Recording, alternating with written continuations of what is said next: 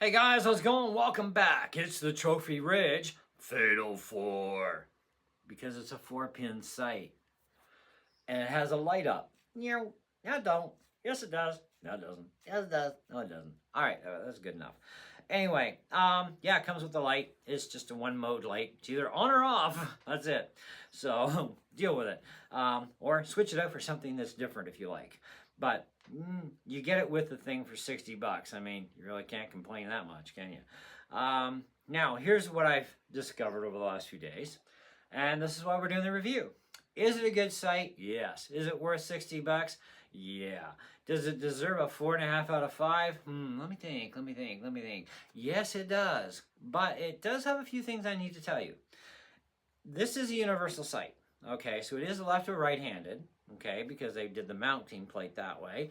So that, to them, makes it left or right-handed. Well, that's simple, right? Because it's going to have to rotate one way or another anyway. It does save taking crap apart and flipping stuff around, which I have sites where you actually literally have to do that to make them the opposite side. However, not only does this Trophy Ridge have this, but so does my other ones where, yes, it has the level now sitting on the top because I'm using it in a left-handed mode. The level goes to the top instead of being on the bottom. But all these sites from Trophy Ridge that I have currently also have a bottom, which was now the new bottom because now it's left-handed, okay, has the mount for a friggin' level. But they don't give us instructions on how to pop this guy out because it's not glued in on this one and pop it into the bottom mount. That would be practical. That would finish off the actual full conversion to left-handed, in my opinion, okay? You got to flip 2 pins so you get your green, red configuration, because otherwise it's going to be red, green when you just go from right-handed mode, which is green, red. Okay, now it goes upside down. So you got to just flip 2 pins and you're fine. And I got those flipped around this morning, and if you flip them and you do the little dancey thing correctly with the wire, you should end up with this pattern down inside when you are done. Okay, and you will have no problems, no crossovers the wrong way or anything.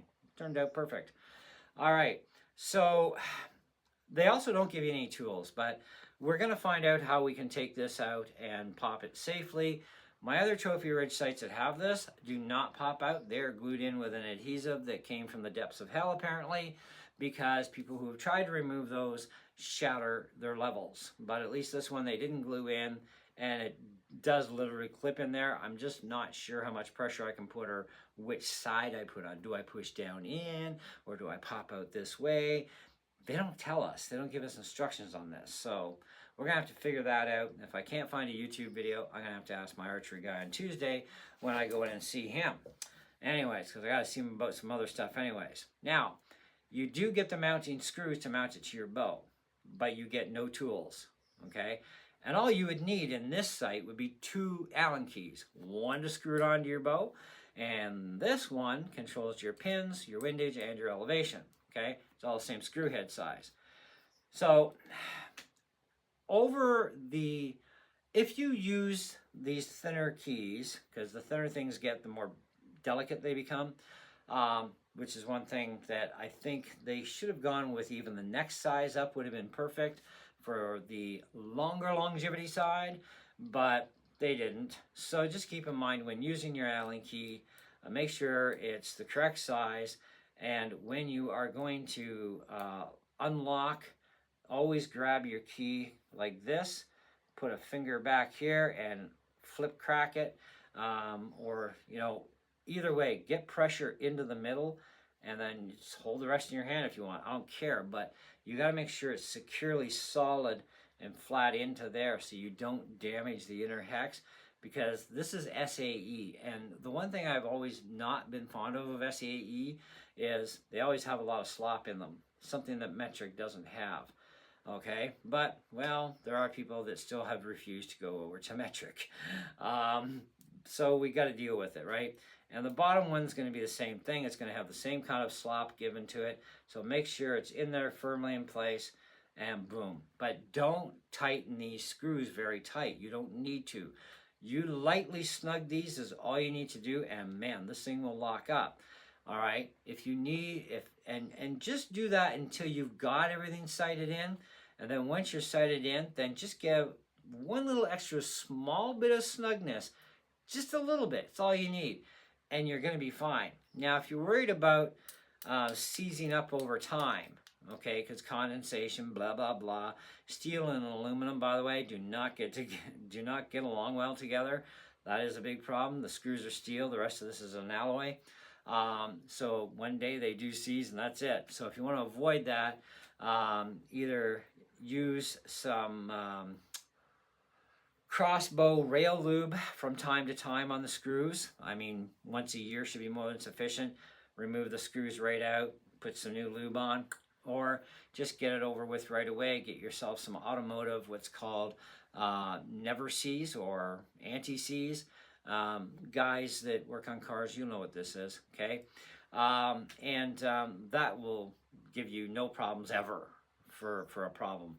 And then this way you never have to worry about that problem developing between steel and alloy over years of age. Because generally most people, once they set up their sights on their bow with their arrows, they stay with the same arrows, okay? Same weight, same spine, same length, and they never change, right? But some of us like to change, and when we do, that means we got to resight our bow. So we're the ones that are going to be a little bit more active on the threads, okay? But other than that, to try and keep this video under 15 minutes for you guys, yeah, it works fine. It's an on-off system. It is left and right universal, but you will have to flip the two top pins so you get green, red again, because that's all you do is just the two. And yeah, otherwise it's pretty good. But like I said, no tools with it. For 60 bucks, they could have included some tools, but they did include a light for 60 bucks, so that was good.